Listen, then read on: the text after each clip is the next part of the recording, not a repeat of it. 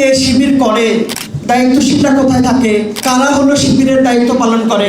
ছাত্র শিবির ছাত্র সমাজের হৃদয়ের মণিকোঠরে আজকে অবস্থান করছে। আলহামদুলিল্লাহ, প্রত্যেকটা শিক্ষা প্রতিষ্ঠানে ওপেন ছাত্র শিবিরের অ্যাক্টিভিটি হলো থাকা দরকার।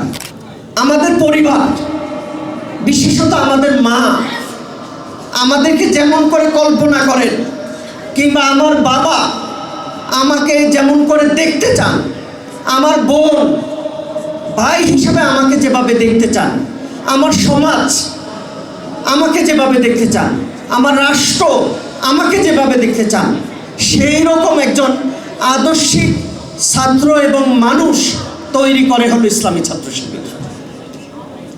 যার ফলে তরুণ সমাজ, ছাত্র শিবিরকে তাদের আদর্শিক অভিভাবক হিসেবে গ্রহণ করেছে।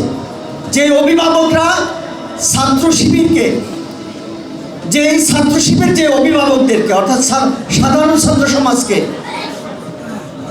একদিকে হলো একাডেমিক দিক থেকে তাকে হলো গাইডলাইন্স করে, দিক নির্দেশনা দেয়, ঠিক অনুরূপভাবে তাকে একজন আদর্শিক মানুষ হিসাবে, নৈতিক মানুষ হিসাবে গড়ে ওঠার জন্য হলো মোটিভেশন করে। একজন দেশপ্রেমিক নাগরিক হয়ে গড়ে ওঠার জন্য, একজন আদর্শিক মানুষ হয়ে গড়ে ওঠার জন্য ছাত্র শিবির হলো ভূমিকা রাখছে। এই ভূমিকার ফলে আজকে বাংলাদেশের প্রায় সব ছাত্র সমাজ ছাত্র শিবিরকে আজ তাদের অভিভাবক হিসাবে গ্রহণ করে নিয়েছেন। আলহামদুলিল্লাহ। এবং মানুষের মধ্যেই ছাত্র শিবির নিয়ে যে ভয় এবং আতঙ্ক, যে জুজু, যে পরিকল্পিত মিথ্যাচার, সেই মিথ্যাচার আজকে বুমেরাং হয়ে গেছে। ছাত্র শিবির ছাত্র সমাজের হৃদয়ের মণিকোঠরে আজকে অবস্থান করছে। আলহামদুলিল্লাহ। সে কারণে আজকে ছাত্র শিবিরকে অভিভাবক হিসাবে ছাত্র সমাজের কিছু দায়িত্ব গ্রহণ করতে হবে।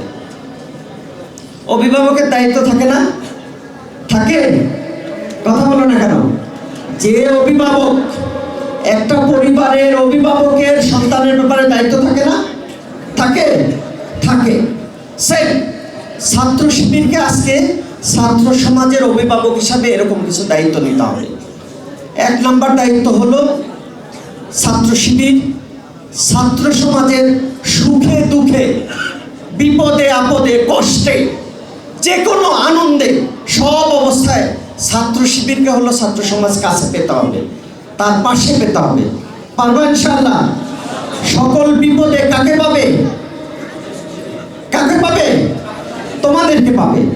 সকল খুশিতে আনন্দে সেখানেও তোমাকে পাবে, সমস্যা সমাধানে সেখানেও তোমাকে পাবে।